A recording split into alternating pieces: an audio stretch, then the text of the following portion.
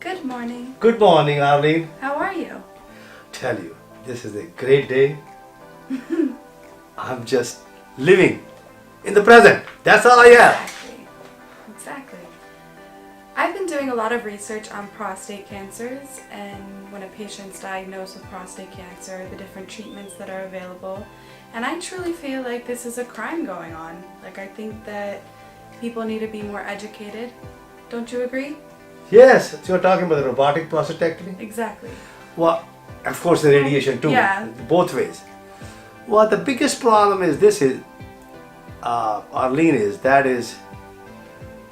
the system is so much bogged down and the patient don't understand it and they think this is what they need. The same thing the doctor, they're also trapped in the system too. But let's study this, what's going on. I know myself, when I was in practice, that is 1980. Actually, I started in 1970, but 1980.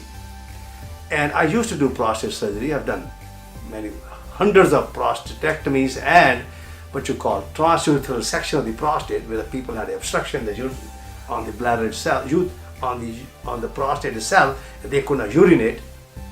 And at that time, we used to do what we call orchiectomy for the prostate cancer.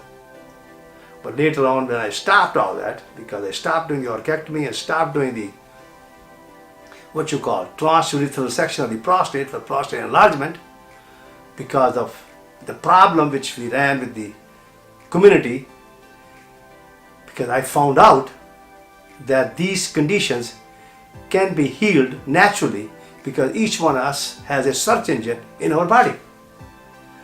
And that is because of my father. Because my father came in 1974 and my mother, they come from India, New Delhi. And one day, 1977, he got sick. And he had a high blood pressure, which I was treating regularly. Anyhow, that one day, he called me and he said, I can't breathe. I go home and I see him in a congestive heart failure. And I have to give him a IV intravenous diuretics. And about 2 hours he got better, breathing better. So it was about 4 o'clock. And I told Papa, I have to take you to another doctor.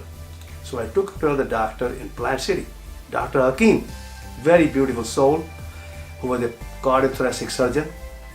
He examined, he said, you know, your father has a aortic valve closed. I said, okay. So next day we took him to Tampa General Hospital and Dr. Vijay saw him and he says that we did what we call cardiac catheterization. At that time, we did not have sophisticated machine. When he did a cardiac cath, he see a 90% obstruction in the aortic valve. So he says, look, I think he's going to die on a table. I said, wait a minute, you know, we have to operate, he's going to die anyway. So we operated, and he said we have to leave the endotracheal tube for 3 days. And I said, okay. So I slept there. At 4 o'clock, my father woke up, and he says, I can't breathe. So I have to take this tube out. And he was walking. And when the morning, Vijay comes in, and he says, what the heck is going on? I said, my father want to go home. So he said, he cannot go home today. I said, let's make it tomorrow. So I brought him home. Anyhow, he was taking about 17 pills a day. And then I met Dr. Sodi Polaris from Mexico City. And I went and worked with him. And I tell you, in a month, my father was off most of the medication except 2, a blood thinner and a digitalis, we call it naloxone, 1/8 of the pill he was taking. And he was walking 1 mile a day, carrying my daughter, the oldest daughter. And then later on I got involved in the prostate. I stopped doing surgery on the prostate. And that is amazing that I followed at that time. I took care of 296 patients early. And these 296 patients, out of that, 108 had a prostate cancer because of the alkaline phosphorus was high, and 186 patients had a prostate enlargement. And I prescribed them polarizing program along with abdominal pumping and interlocking. And these people, in 90 days, because they were followed on every weekly basis, prostate cancer, alkaline phosphate became normal, they become sexually active, prostate enlargement, their urinary system, they were urinating regularly, they don't have to get up at night, and urinary stream become like a young person, and they also become sexually active. Now, reference to prostate cancer, what they are doing now, because 1986 PSA got approved, prostate specific antigen, and that's how prostate specific antigen since got approved.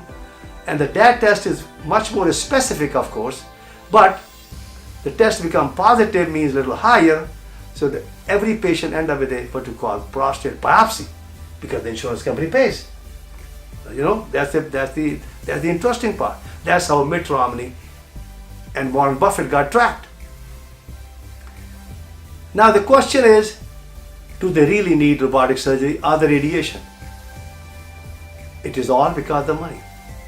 But I tell you, when I saw Dr. Patel, and that you're talking 2006, and now he has done about 12,000 robotic prostatectomy, and I know another guy, Dr. Razdan, who has done more than 5,000, who's in Miami, and this is how they're promoting to get the prostatectomy done.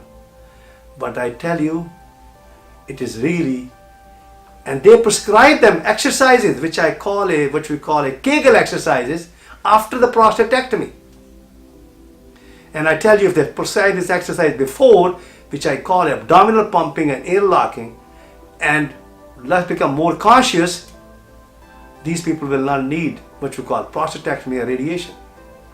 So you say literally they are doing it because of money, and literally in my deepest of the heart I feel it's a crime. I think Medicare, private insurance, I think people in the Washington DC should look into this, because we are just not only wasting money, but we are hurting these people.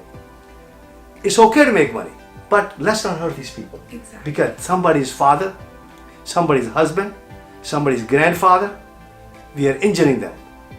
I think they should all investigate this thing to go further. The industry has become so big, and we're really destroying our own system. We want to keep our system for our grandchildren because we love them. I wish all of you a good day, happy day. God bless. Namaste. Amen.